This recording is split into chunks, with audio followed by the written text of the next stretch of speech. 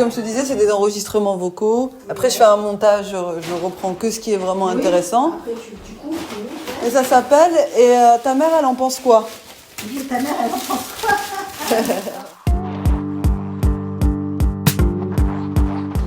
C'est ma crise de la quarantaine que j'ai fait, hein, ça c'est sûr, hein, cette année. Hein. Ah ouais? Ah bah oui. J'arrête de fumer, j'arrête bah le sexe, ouais. j'arrête tout. Non mais tu vois, je change tout dans ma vie. Ouais. À 40 ans, bon, C'est bien. symboliquement, c'est fort, quoi. Mais c'est bien, oui, bah, il fallait. Parce que qu'est-ce que ça t'a apporté, en fait, ce changement?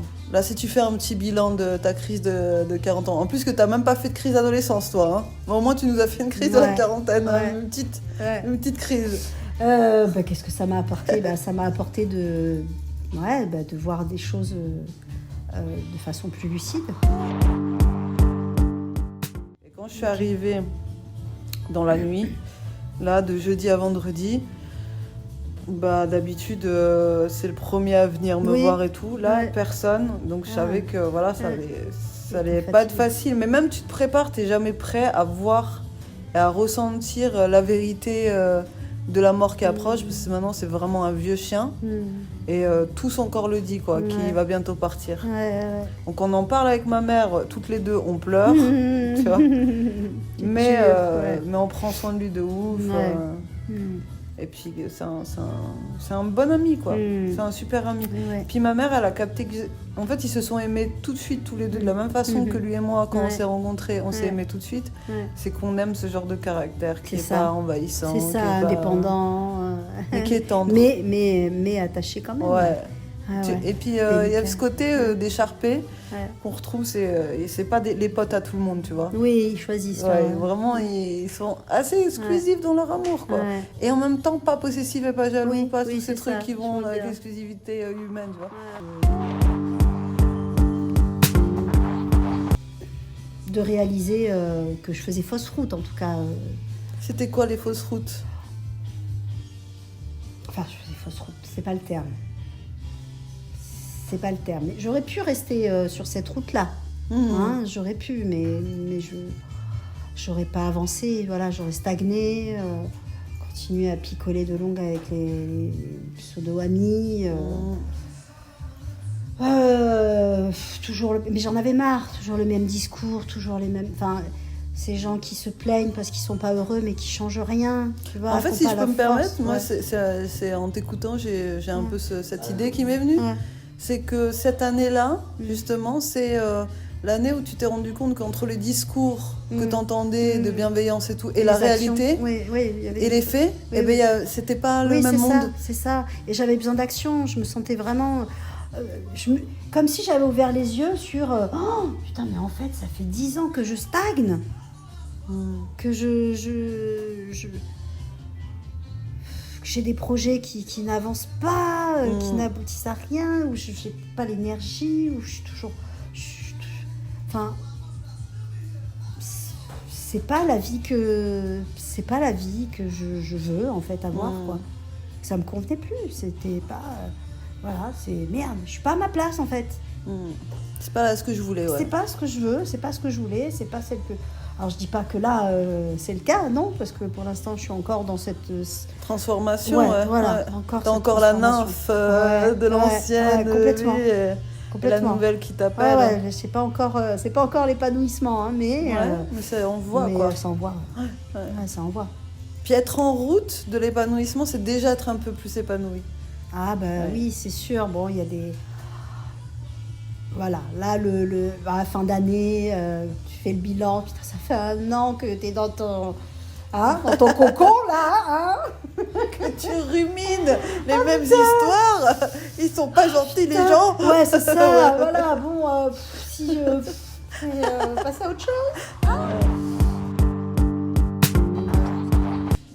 Il compte faire une thérapie, une psychothérapie pour être aidé à avoir plus confiance en lui, quoi. À nettoyer les traces de l'enfance, quoi, tu vois. De l'austérité ambiante et compagnie, du jugement. Tu t'épanouis pas, quoi, tu vois, t'as pas le droit, hein. C'est pas ça la vie. Hein. La vie, c'est le travail, souffrir. c'est souffrir. Voilà, c'est ça. Si tu subis. Hein. Dans la vie, il faut subir. Hein. Ah ouais. Du coup, la mère, elle subit. Puis elle subit mal en plus. En fait, elle aurait dû divorcer. Cette femme-là, elle est malheureuse parce qu'elle est pas heureuse avec son mari. Et puis, parce qu'elle se fait chier à mourir, quoi. Il faudrait qu'elle ait un amant, tu vois. Grave. Tu vois, Tu lui as pas conseillé ça? Ah bah, je lui parle pas encore. Hein, là. Ah, t'as senti que c'était pas le moment de faire des blagues, quoi. On n'est pas du tout du même univers, tu vois. Donc, va falloir un peu de temps. Donc, alors, c'est difficile de rentrer en communication avec quelqu'un qui n'a pas d'humour. Ah bah tu vois, oui. tu peux être très différent, ouais. mais à partir du moment où tu as de l'humour, la relation, elle se crée.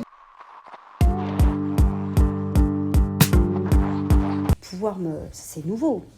Pouvoir me reposer, non seulement sur un homme, mais sur un père, quoi, aussi. Voilà, mais il faut que je travaille encore là-dessus, et dans cette communication aussi, où tu vois, là c'est la galère financièrement. J'ai eu des couilles. On ressasse jamais pour rien. On ressasse parce qu'on n'accepte pas quelque chose. Oui, parce que c'est pas réglé. Ouais. Parce que c'est pas réglé. Ouais. Il y a des choses qui ne se régleront jamais. Et c'est ça qu'il faut accepter. Ouais, bien sûr. Il y a des trucs vraiment inacceptables, tu vois. Oui. Mais quand tu l'acceptes... Mais qu'on peut pas changer pour autant. On peut pas changer. Mais quand tu l'acceptes, c'est là que ça change. Et oui, donc c'est la première fois que je rencontre un yogi et vraiment, tout de suite, il y a de l'amour. C'est vraiment un rapport d'amour.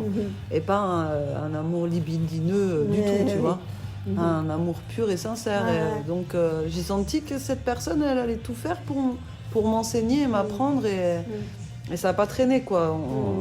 En l'espace de quelques heures, jours, il m'a mis en pratique, il m'a enseigné tellement de trucs, j'avais 7 heures de devoirs par jour, 2 heures de cours, 7 heures de devoirs, c'était assez intense. Et j'ai failli partir en burn-out pendant ces séjours, j'étais là, putain, j'en peux plus.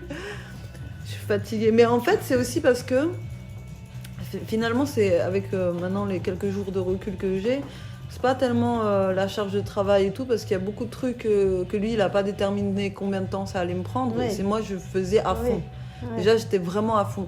Mais c'est aussi, je pense, qu'il était déjà un peu agissant sur moi et que ça me faisait bosser. Il m'a fait travailler beaucoup de choses sans jamais me... Il y a des choses qui m'a fait travailler en me le disant, travaille ci, travaille ça, demain tu me fais ça.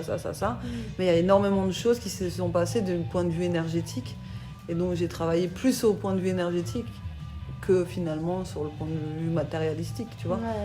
Et dans ce plan-là, ça bossait énormément et du coup ça a remué un petit peu tout mon univers intérieur.